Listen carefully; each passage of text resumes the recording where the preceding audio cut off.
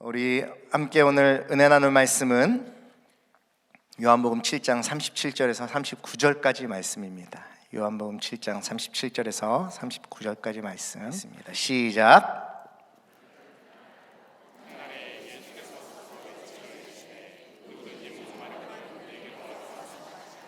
나를 믿는 자는 성령의 이와 같이 그 배에서 생수의 강이 흘러나오리라 하시니 이는 그를 믿는 자들이 받을 성령을 가리켜 말씀하신 것이라.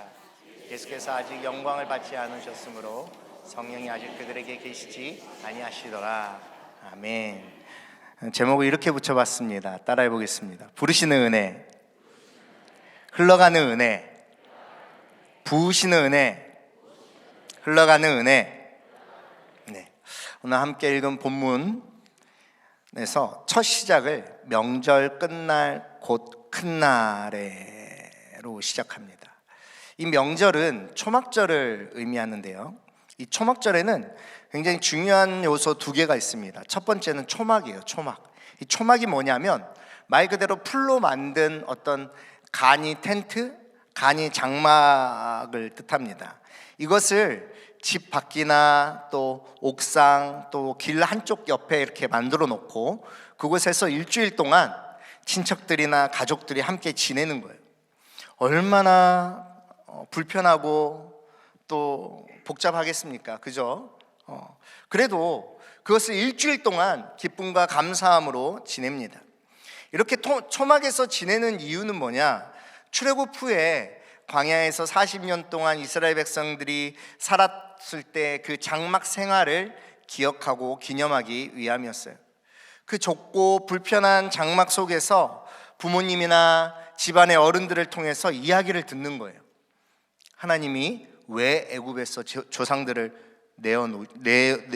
내주셨는지, 또 하나님이 어떻게 그 아무것도 없는 척박한 광야에서 40년 동안 인도하셨는지를 듣고 기억합니다.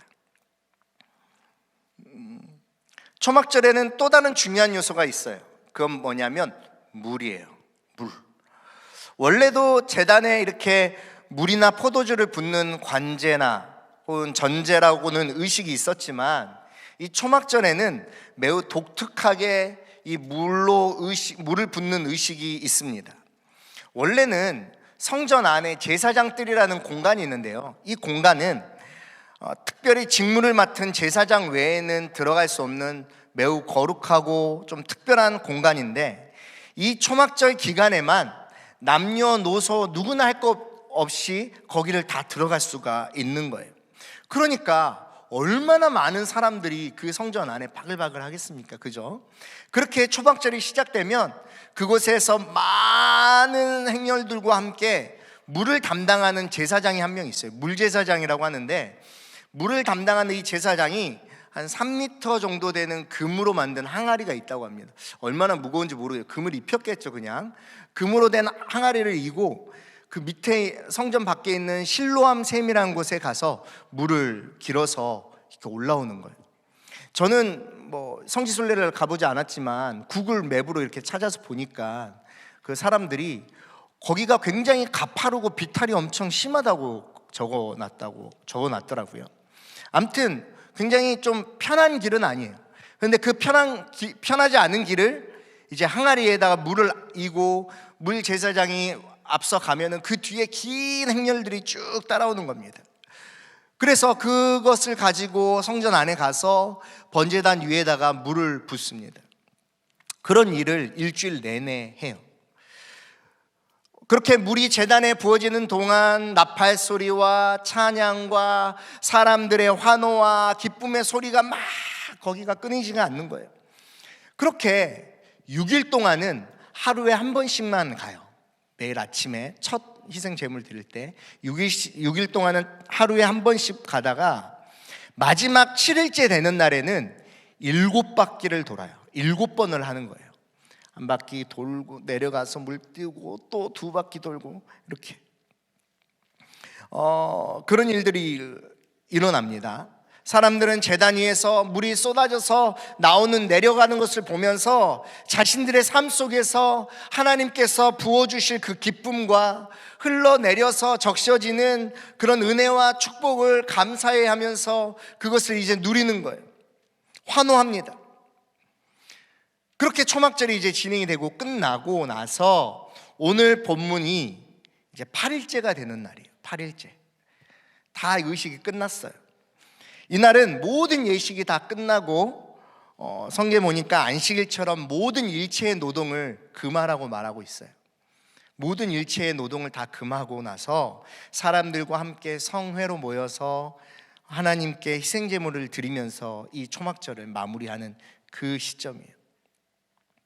이제 사람들은요, 일상으로 돌아가야 합니다.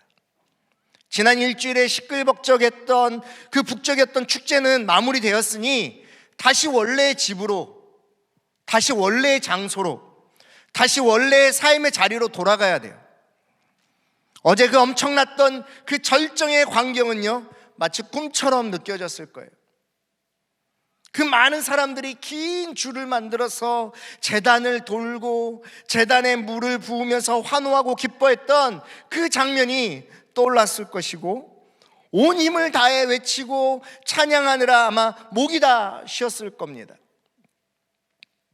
마음에 무엇인가 모를 뿌듯함도 있지만 또 한쪽으로 찾아오는 뭔지 모를 어떤 아쉬움, 허전함, 이런 것도 느껴지는 것도 사실입니다. 그래도 어쩔 수 없어요. 다시 일상으로, 현실로, 집으로 돌아가야 돼요. 설교를 준비하다가 저도 이런 비슷한 감정을 느꼈던 기억이 떠올랐습니다. 교육부 사역하면서 수많은 수련회를 다녔습니다. 수련회도 했고요. 교육부에서 수련회는 정말 중요합니다. 그래서 우리 시즌 때마다 우리 교육부에서 수련회를 위해서 기도할 때 여러분들 꼭 교육부 수련회를 위해서 기도해 주십시오. 저도 어릴 때 수련회를 통해서 예수님을 인격적으로 만났기에 익숙하고 잘 아는 장소를 벗어나서 새로운 곳에서 경험하는 그 적절하고 건강한 긴장감이요, 아이들의 영적인 마음을 굉장히 예민하게 만들거든요.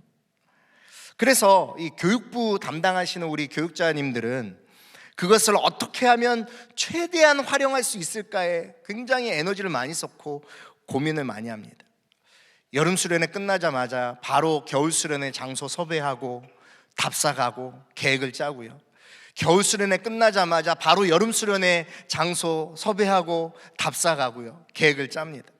그렇게 선생님과 에너지를 모아서 2박 3일을 쏟아내는데요, 역시 이 수련회의 절정은 언제예요?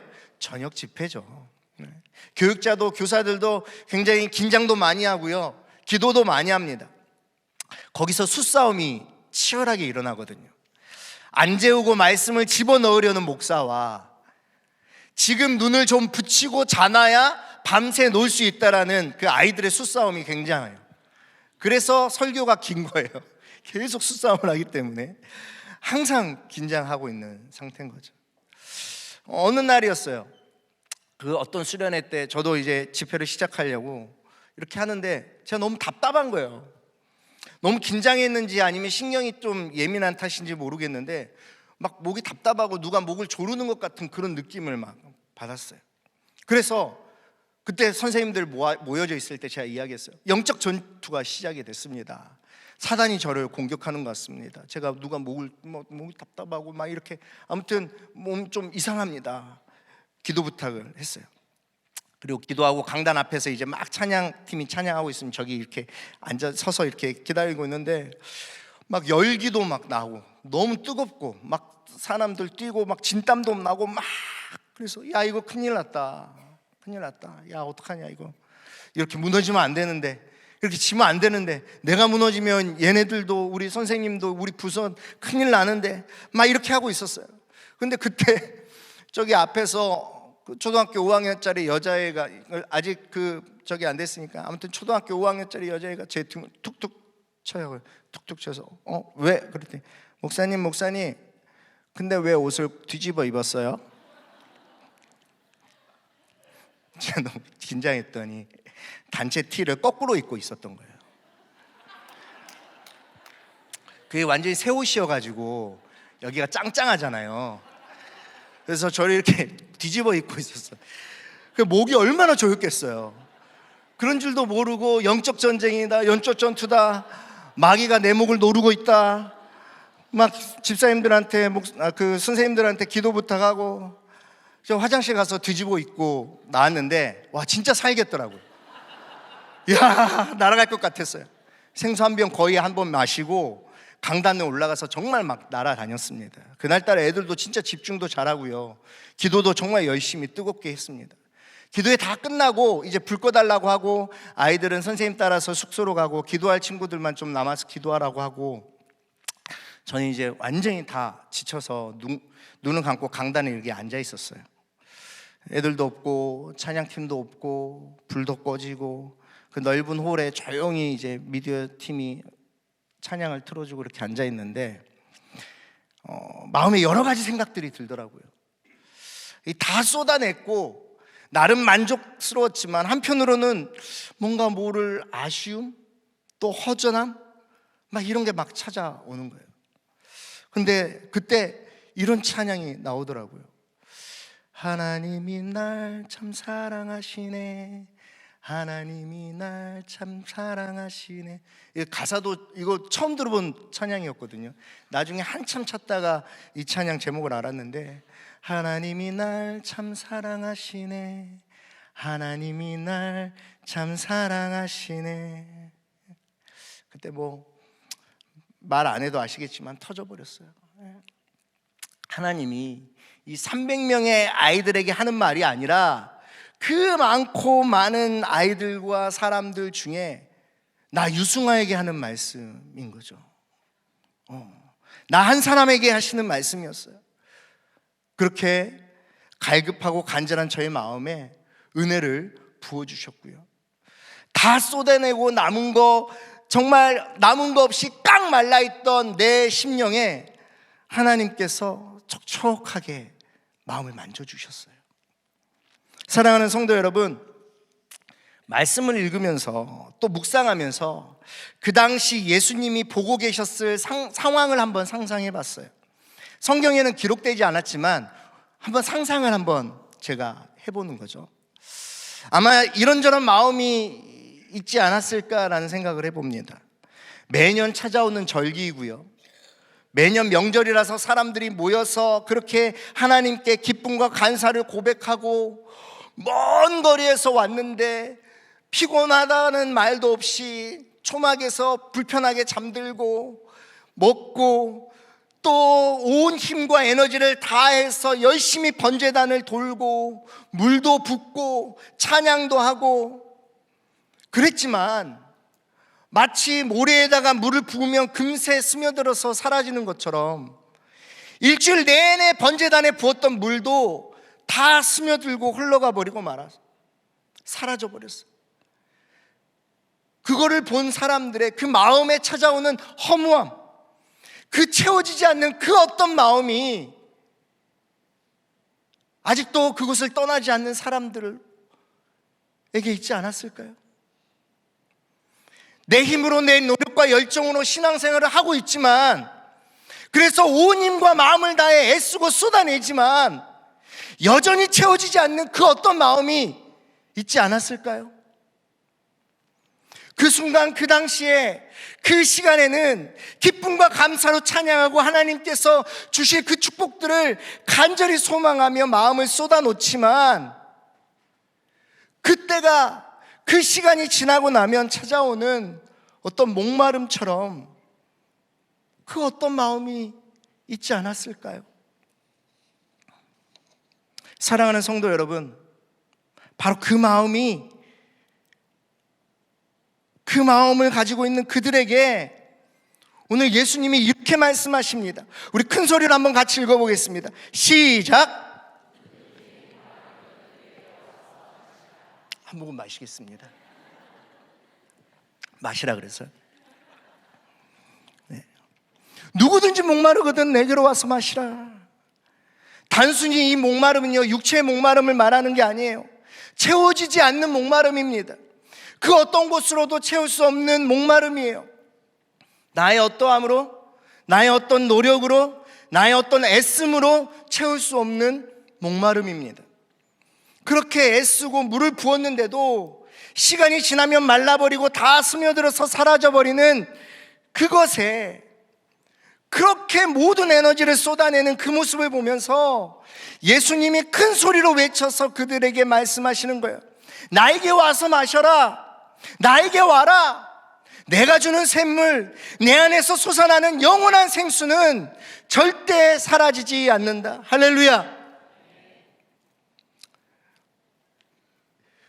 예수님이야말로 진정한 초막절의 주인공이시며 실체인데 사람들은 그것을 모르고 진짜 주인공이시며 생수의 근원 되시는 예수님을 알아보지 못하니까 예수님이 직접 큰 소리로 외쳐 말씀하시는 거예요. 당시 이스라엘의 환경에서 물은 곧 생명을 의미하고 성경에서도 물은 특별한 의미가 있습니다. 성경 문학적으로 물은 하나님의 은혜 또는 하나님의 성령을 상징하기도 합니다. 그래서 물과 성령을 이어서 표현하기도 해요. 이처럼 성경에서 물을 특별한 의미로 두는 것은요, 물이 갖고 있는 특징 때문이에요. 그냥 제 생각이에요. 물이 갖고 있는 특징을 때문이지 않을까 이렇게 생각을 해봤습니다. 첫 번째로요, 물은 높은 곳에서 낮은 곳으로 부어집니다. 물은 높은 곳에서 낮은 곳으로 부어져요. 제가 제일 좋아하는 찬송가 중에 563장 있어요. 예수 사랑하심.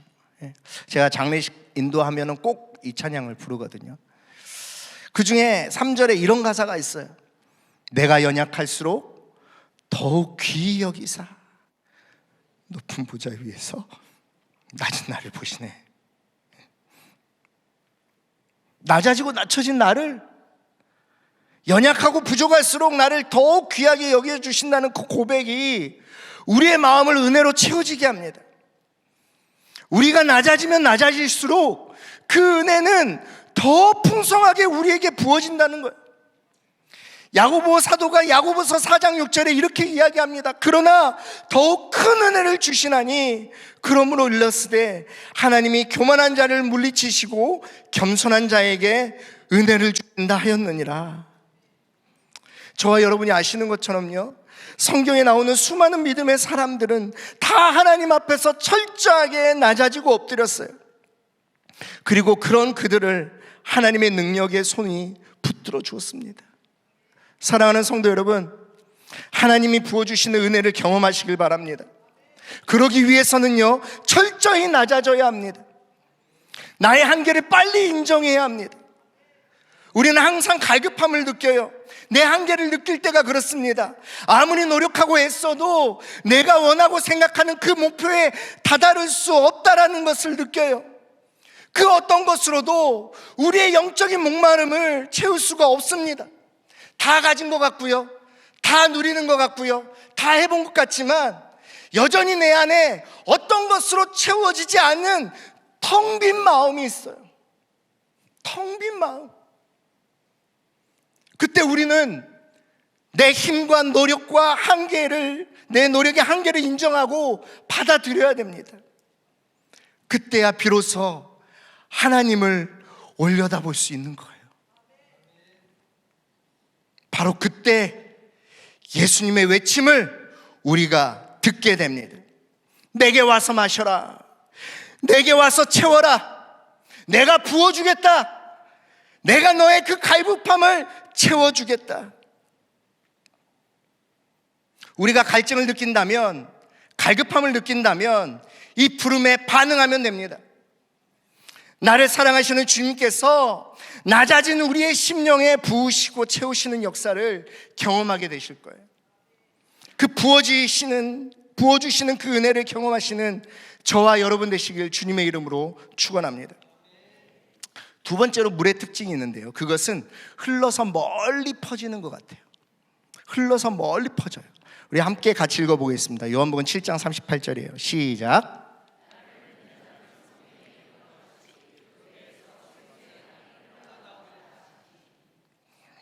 여기서 배에서 생수가 나온다라는 표현이 있는데 이게 참 좀 어려운 표현이잖아요. 그 당시에는요, 사람의 그 마음의 중심, 마음의 깊은 속이 배라고 생각을 했대요. 그래서 이 배에서 생수가 나온다라는 이 표현은 쉽게 말하자면 정말 마음 깊은 곳에서, 마음 깊숙한 곳에서 나오는 그 생수가 흘러나온다라는 의미입니다.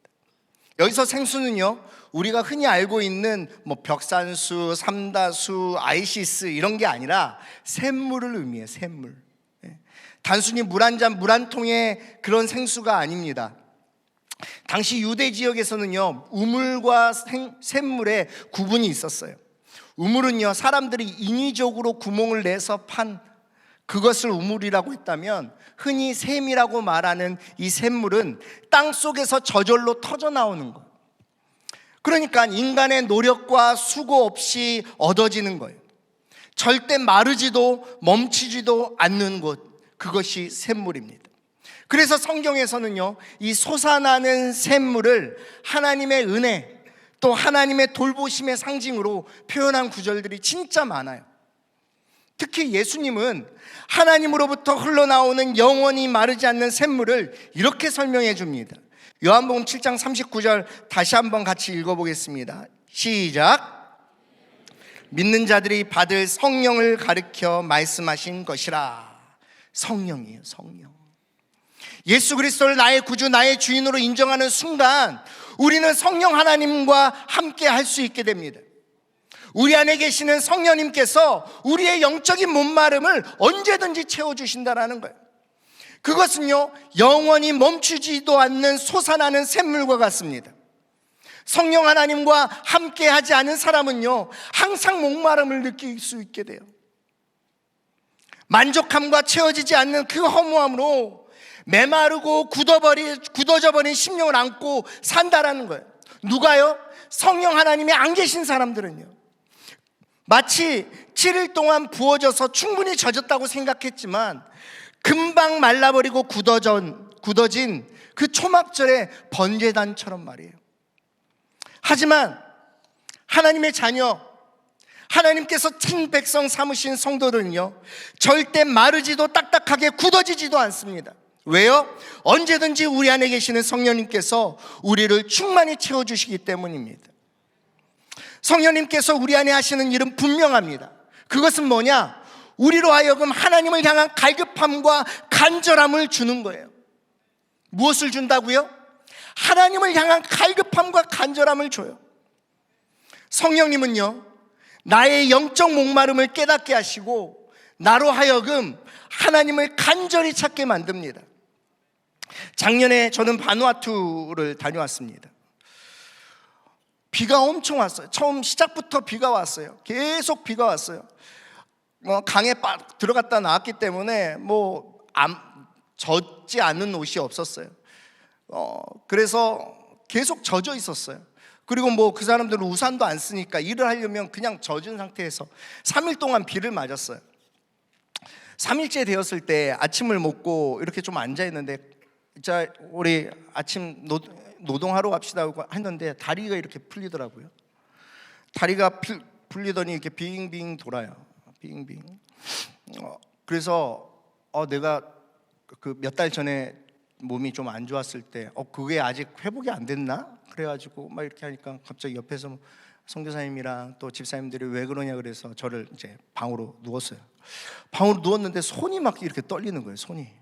그리고 손이 막 떨려서 옆에 있던 그 좀 연세가 드신 집사님이 목사님 손에 힘을 쥐어보래요.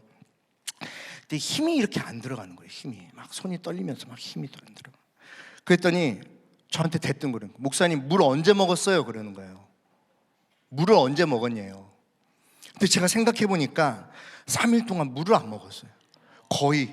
왜냐하면 좀 죄송한 말씀인데 그 빗물을 식수로 쓰거든요. 제가 다른 분들은 잘 드시더라고요. 집사님이랑 권사님이랑 다 드시는데 이렇게 물을 먹으려고 이렇게 가면 이게 뭐가 떠 있어요. 이거 먹어야 되는데 그래서 그냥 이렇게 좀만 이렇게 좀만 대고 이렇게 찝찝해서 못 먹었어요. 근데 내내 비가 와서 몸이 젖어 있으니까 목마름을 못 느끼는 거예요. 내가 물을 먹었을까? 목이 말라야 물을 먹잖아요. 근데 온몸이 계속 며칠 젖어 있으니까 그걸 몰랐던 거예요. 그 화장실 갔는데 막 거의 진짜 주황색 같은 소변이 막 나오고 그래가지고 야, 이거 큰일 났다. 비타민 캔디랑 포도당 캔디 뭐 고농축으로 돼 있는 거 막 한 주먹을 제 입에 이렇게 때려 넣어주시고 가만히 누워 있으라고 하더라고요. 네. 그래가지고 간식이 진짜 고생 많이 했습니다. 사랑하는 성도 여러분, 꼭 기억하십시오. 주변에 은혜가 넘치는 것과 내 안에 은혜가 넘치는 것은 굉장히 달라요. 주변에 은혜가 넘치는 것과 내 안에 은혜가 넘치는 것은 완전히 다릅니다. 은혜에 대한 갈급함이 있어야 돼요. 목마름이 있어야 됩니다. 모태신앙이니까, 목사니까, 순장이니까, 직분자니까, 찬양팀이니까, 성가대니까, 봉사하니까 괜찮을 거란 생각을 하면 안 됩니다. 예배가 넘쳐나고요, 일주일에 교회를 몇 번이나 가고요, 교회 사역을 열심히 하고요, 큐티하고요, 성경 읽고요, 전도하고 기도하고 해도 내 안에 하나님을 향한 갈급함이 있어야 돼요. 나에게 필요한 것은요, 사역이나 일의 열정이 아니라 오직 하나님 한 분이십니다. 열심히 실로하면서부터 물을 떠와가지고 거기다 물을 붓는 그 일이 아니라 오직 하나님 한 분이세요. 성령님은 나에게 그것을 깨닫게 해주세요. 성령님은 우리에게 그것을 알게 해주세요. 성령님은 그렇게 우리에게 은혜를 흘려 보내주십니다. 더욱 하나님을 찾게 만들어요. 마치 물을 못 찾으면 위험하다는 걸 아는 목마른 사슴처럼 오직 하나님뿐이라고, 내 유일한 소망은 오직 주님뿐이라는 사실을 깨닫게 해주십니다. 그렇게 성령 하나님으로부터 흘러나오는 그 은혜가 우리의 심령을 덮고 채우는 거예요. 그러면 이 성령 하나님의 은혜가 흘러넘치는 삶은 어떤 삶을 살까요? 우리는 에스겔서 47장에서 에스겔 선지자가 본 그 놀라운 환상으로 그것을 알 수가 있습니다.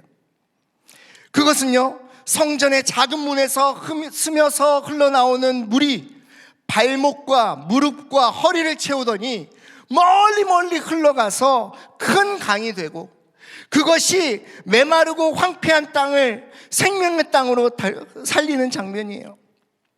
우리 8절부터 한번 같이 읽어볼까요? 8절 9절입니다. 우리 큰 목소리 읽어보겠습니다. 시작.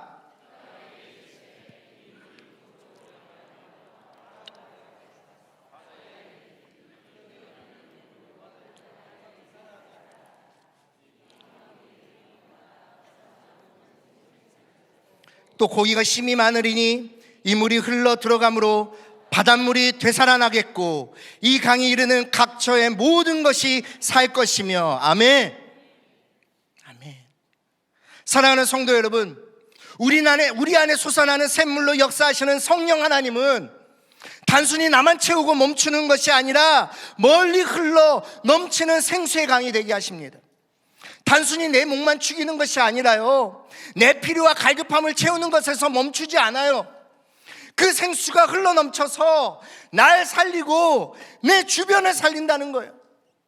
날 살리고 내 가족을 살리고 내 자녀를 살리고 내 직장과 내 사업장을 살리고 나아가서는 내 교회와 내 공동체와 우리나라 내 민족을 살린다는 겁니다. 죽음의 땅이 생명의 땅으로 넘쳐나요. 이게 바로 나에게 흘려주시는 은혜이고 나를 흘려 보내시는 은혜입니다. 우리는 이런 은혜를 구해야 돼요. 내 안에 계신 성령 하나님께 내 문제만, 내 걱정만, 내 소원만 들어주시라는 그 간구를 넘어서서 올해는 그렇게 기도했다면 내년부터는 하나님 날 흘려보내서 메마른 땅을 살리는 생명의 샘물로 나를 사용하십시오. 내년에는 하나님 나를 흘려보내서 말라버리고 굳어진 그 땅을 새롭게 되살리는 땅으로 나를 사용하여 주십시오. 나를 흘려보내 주십시오. 이렇게 기도해야 된다고요. 이런 흘러가는 은혜를 경험하시는 저와 여러분 되시길 주의 이름으로 축원합니다. 말씀을 마무리하겠습니다. 사랑하는 성도 여러분, 이스라엘 백성들은요 40년 동안 책임지시는 하나님을 경험했어요. 책임지시는 하나님. 광야 같은 인생길에서 목마름과 갈급함을 해결하기 위해 또 인생의 답을 찾아 헤매며 애쓰는 인생을 향해 예수님은 답을 주십니다. 내게로 와라. 누구든지, 예수 믿는 사람이나 예수 안 믿는 사람이나, 어른이나 아이나, 돈이 많은 사람이나 돈이 없는 사람이나, 아픈 사람이나 건강한 사람이나, 내게 오면 채울 수 있다고 생각하는 누구든지 내게 와서 마셔라. 내게로 와라. 그리고 단순히 목마름을 목을 적셔주는 정도가 아니라 그 배에서 나오는 생수의 강이 흘러넘치도록 부어주시고 흘러가게 하십니다. 사랑하는 성도 여러분, 여전히 여러분을 갈급하게 만드는 상황과 현실은 무엇입니까? 무엇이 여러분을 끊임없이 목마르게 하나요? 무엇이 여러분을 끊임없이 갈급하게 합니까? 건강입니까? 가난함입니까? 이생의 자랑입니까? 인정받고 싶어하는 욕구입니까? 높아지려는 욕심입니까? 오늘 이 각자의 질문 앞에 대답하시는 예수님을 만나시길 바랍니다. 그 예수님이 오늘 이 밤에 저와 여러분에게 큰 소리로 외쳐서 부르십니다. 내게로 와라. 내게로 와서 마셔라. 내게서 생수의 강이 흘러난다. 내게로 와라. 내게로 와서 마셔라. 내게서 생수의 강이 흘러 넘치리라. 우리 이 시간에 함께 찬양하고 기도하겠습니다.